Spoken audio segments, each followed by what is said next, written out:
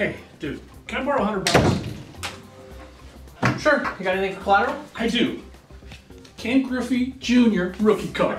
What's up? Nice. All right. Well, how much is it worth? $50. $50, and you want $100? Yeah. Let me think.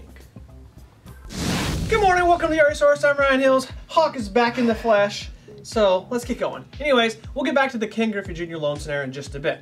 As we learned last week, when you combine negative equity homeowners with effective negative equity homeowners, we come up with a number that's not so great. 50%, meaning 1 out of 2 of every homeowners are essentially locked in their home, which makes our next topic very, very important. Helping these homeowners stay in their homes. Now, as you know, we and several others around the nation have pressured the powers that be for a new or effective refi program to help underwater homeowners. And as you may also know, it's finally here. Yes. Now, if you're a realtor, don't tune out on this just because it's a mortgage story.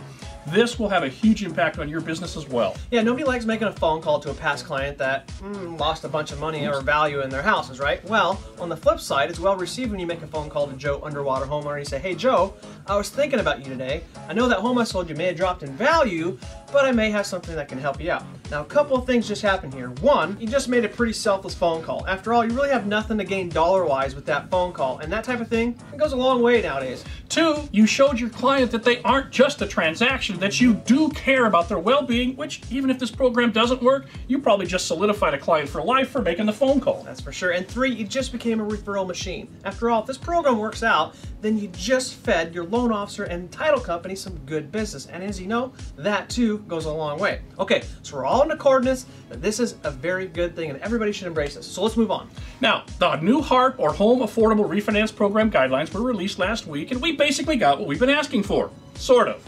Let me explain. The main thing we asked for is to have a removal of loan-to-value restrictions, meaning let everyone participate regardless of how far upside down they are. The last refi program really only helped those that were upside down 5%, and let's be real, most of us are way more than 5% upside down. That's for sure. So fish, got our wish. There's no limit on loan-to-value, which theoretically means you can be upside down 200 grand and the program will still work for you. Theoretically. We'll get back to the theoretical part here shortly, but moving on, another change, borrowers can't have a late payment in the last 6 months and can have 1 late payment in the last 12 months. But here's the big one, and this one will make this program for sure more effective. Now this is hard to explain if you're not a loan officer, but basically the rates on this program just got a bit better.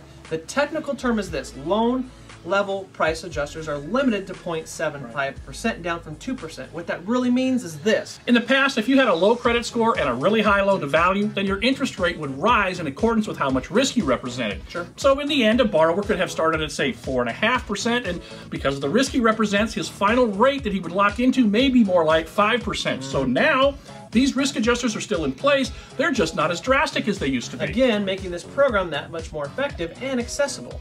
Now this is a funny change, and I don't know if anybody caught this, but Fannie Mae and Freddie Mac are modifying the terms at which you can solicit for these loans. This is funny because I'm sure you guys, like I, have received that letter in the mail that looks official and even sometimes has an official looking government stamp on it, and it says, we can help you refinance your home. And the letter looks like it's from either the government or sometimes maybe it looks like it's from your current lender. Yeah, well, no more. This is unethical, and they put a stop to it. I hated those letters because I knew as soon as I opened it what it represented, but what made me really mad is I knew the general public was being fooled with that letter, so no more. There's also some other solicitation guidelines that if you're a lender you should probably know about, and they're down below, and you check them out. Now the effective date on this is technically December 1st, so it's not that far away, but for reasons that would take way too long to explain here, it may be more like February or March before lenders really start offering this option. Now earlier we prefaced all this with theoretically this program will work, and this is why we say theoretically. Now we do believe that these changes will help homeowners. How many? Well, that'll remain to be seen. But here's the caveat. Let's be real.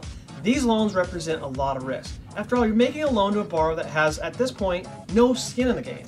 Sure, they put money down on the home originally, but that's all been erased with the drop in home values. Yeah. So, really, you're making loans to borrowers that could very easily just get up and walk away from the home. And that's like kryptonite to a lender. Now, what was originally supposed to happen was a reprieve of sorts to lenders that made these loans. See, if a lender makes this loan and it goes bad or the homeowner walks away, well, it's obviously a bad thing because now the lender has an asset that's upside down, and obviously that's not a good thing. So why would a lender make this loan then? Well, if the risk wasn't on them, and we are really simplifying this, I know, but stay with me. If the risk wasn't on them, then it would make that lender a bit more comfortable in making these loans. That's essentially what was supposed to happen here. Private lenders would make these loans, and if they went bad, the risk and or the fallout wouldn't fall on them. It would be Fannie and Freddie's problem. Well, in the end, the final draft of the guidelines kind of left that out. They tried to make it look like the lender making these loans would have amnesty, if you will, but they really don't, meaning that the risk still falls on the lender making that loan. Okay, back to our scenario that we so genuinely reenacted at the beginning of the show. Gary asked me for a $100 loan, and he offered his Ken Griffey Jr. rookie card as collateral, and the rookie card value was only about 50 bucks. So, should I make that loan, or better yet, would you make that loan to Gary? After all, we can only recoup $50 if Gary doesn't pay us back. Well, that is essentially the issue that the government and private lenders now face.